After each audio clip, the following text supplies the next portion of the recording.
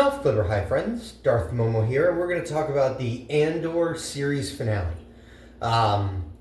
There's lots of good things to say, and I think some criticisms to levy at the show. Overall, I enjoyed the episodes. They were good. I had a blast watching them. I do think it's funny that in the first episode of the evening that Andor doesn't even actually appear in the episode, and the show is called Andor. But I'm more willing to give it a pass because it's also following a lot of the other main characters. I didn't really care for the flashbacks. It was a little slow, a little boring. I mean, I would say almost maybe a little pointless too. Like, we already know they had a close relationship. We didn't necessarily need that spoon-fed to us. Although I do wonder, was that Naboo they were on when Luthen was trying to teach young Clea the, I don't know, whatever lesson, and there was the explosion and all that? It looks like Naboo, but I don't know. I feel like they would have called attention to that if that was the case. Either way, though, overall, I was really surprised how the episode started off with the whole Axis hunt and Luthen and Dedra meeting in the first 5 minutes. As soon as she popped in, at first I thought she was just kind of, I don't know, like I thought maybe there was a chance he talks his way out of it or whatever, but as soon as she opened that case and had the little Star Path unit to be like, oh, she starts asking about, art pieces and all that, and he points out this, he talks about some other things, and then she brings out the Star Path unit. I was like, oh, okay, this is kind of good. And then he stabs himself, but Dedra's like, no, I need him alive, but she kind of overstepped her boundaries, so she's in trouble with the ISB, kind of thrown in prison. Luthen is barely clinging to life, but what kind of starts a lot of this too is Luthen's mole in the ISB finds out about the Death Star and all that, and he tells Luthen,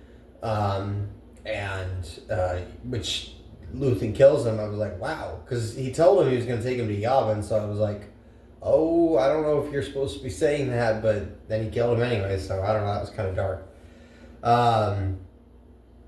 And then, so the episode is pretty much about Clea trying to get back to Luthen to pretty much cut off his life support so that the Imperials can't question him or anything.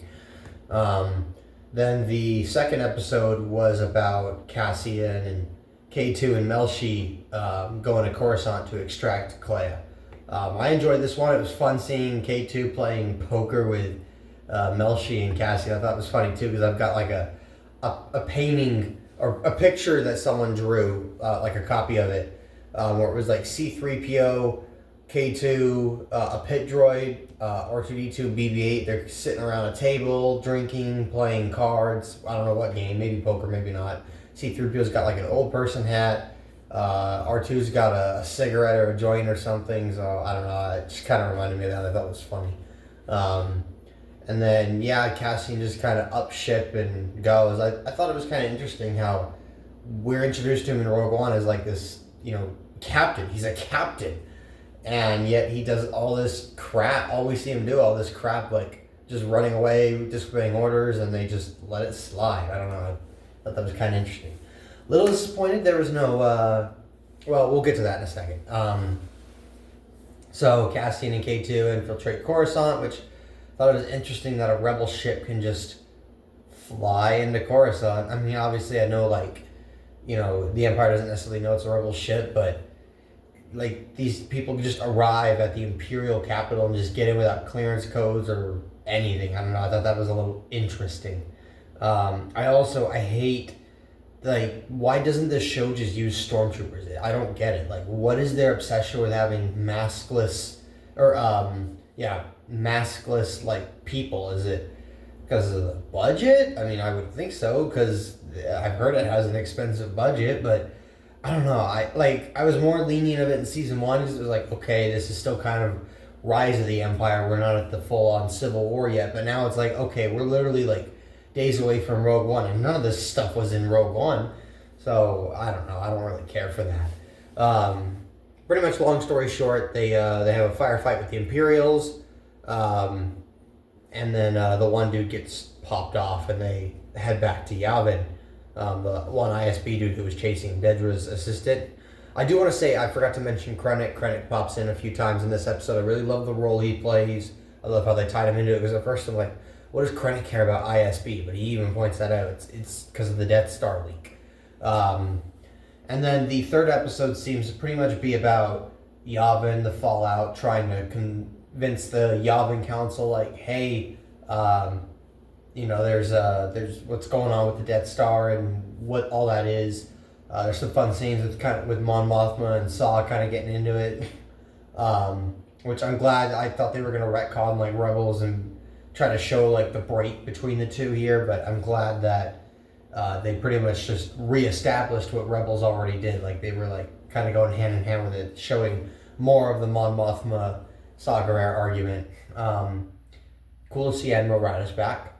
Although, I do have to say, just looking at Yavin, I don't know, maybe it's just me, but this does kind of look like, it's got the look of like a TV show trying to imitate a movie set, because it just didn't look the same or feel the same, the Yavin-based interior, as the Rogue One. It felt a little cheap. Even Raddus looked a little different, but that could also be a newer prosthetic or whatever, because it's been 7-8 years since the movie came out.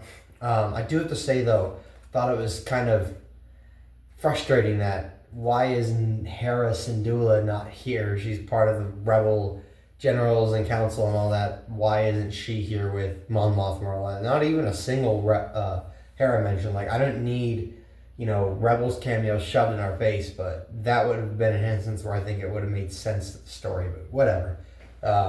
Ghost wasn't there. Ghost is there in Rogue One. Maybe she's off on a mission. Oh well. And then what else was there? Oh yeah, so then the rest of the episode is pretty much just, after that, like, there's kind of some disagreement with Bail and Mon Mothma and all them about what to do about the super weapon. And then Cassian's friend Tivik, who he kills in Rogue One, keeps trying to reach out to him. And finally they're like, all right, we're going to clear Cassian, and he's going to go meet off with Tivik to find out what's up. And then the episode is pretty much just a bunch of random montage shots. And then that's it. It ends. We get a shot of Saw and Jeddah. We get, Partagas kind of offs himself.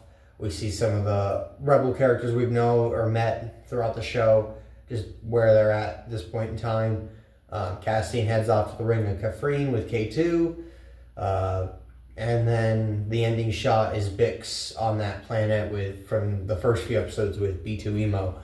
And she's holding a baby, which is probably implied to be Cassian's kid. I don't know how I feel about that. That felt pretty cliche. The whole, the tragic, the hero that dies actually ended up having a kid after his death. Like, not only is that kind of cliche, but the other big Rebel origin story show we've already gotten, Rebels, did the exact same thing with Kanan and his kid.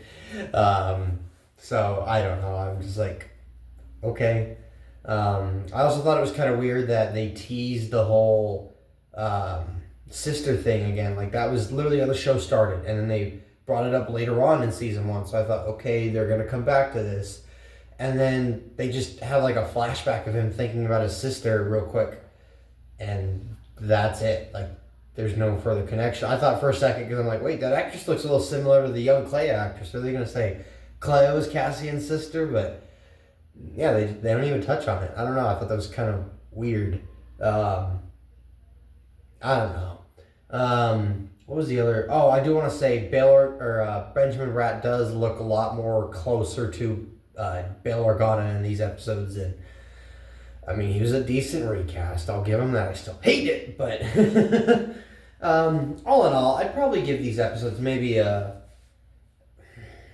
7.5 out of 10.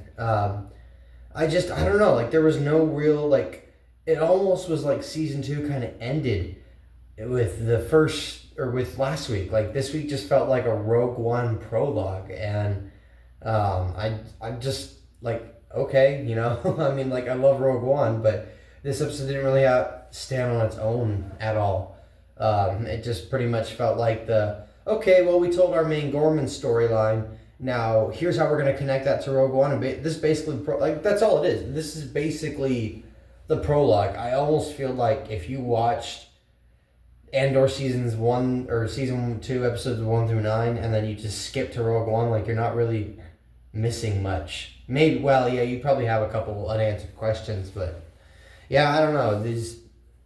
They're all right. Like, it was fun, but I wouldn't necessarily say this arc had anything of substance or anything to say.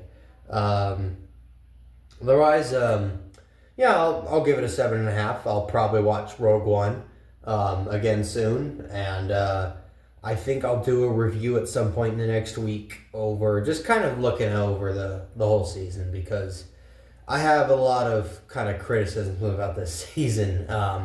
A lot of minor things you could say, but they start to pile up after a while.